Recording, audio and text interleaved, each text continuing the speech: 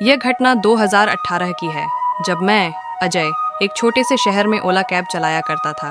रात की शिफ्ट में ज़्यादा पैसे मिलते थे, लेकिन उस रात जो हुआ उसे याद कर आज भी मेरी रूह कांप जाती है। रात के करीब 1:30 का समय था। मैं शहर के बाहरी इलाके से लौट रहा था कि तभी मेरी ओला ऐप पर एक राइड आई। लोकेशन शहर से करीब 10 किलोमीटर दूर एक सुनसान इलाके की थी।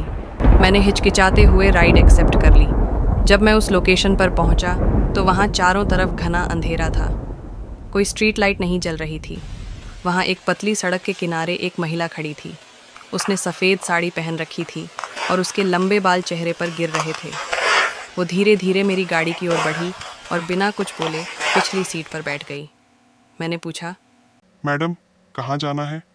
उसकी धीमी आवाज़ आई। बस चलते रहो, जहाँ मैं कहूँगी वहाँ रोक देना।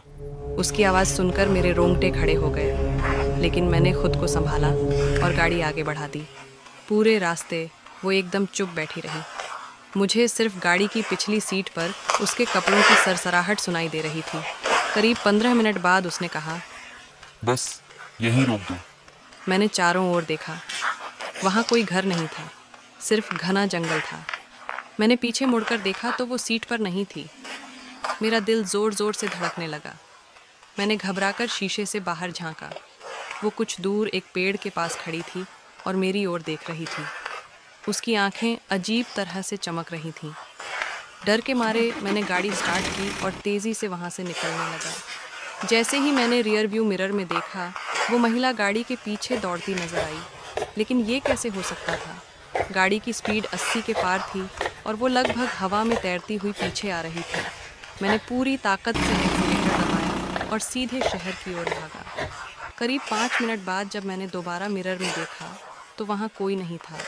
जब मैं अपने एक दोस्त के पास पहुंचा और उसे पूरी घटना बताई तो उसने मुझे बताया कि कई साल पहले उसी रास्ते पर एक औरत का मर्डर हुआ था।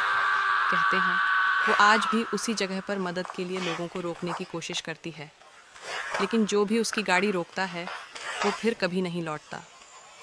उस रात के बाद मैंने ओला छोड़ दी और कभी रात में अकेले गाड़ी नहीं चलाई। लेकिन आज भी जब मैं किसी सुनसान सड़क से गुजरता हूँ तो मुझे ऐसा लगता है कि कोई मेरी गाड़ी के पीछे दौड़ रहा है।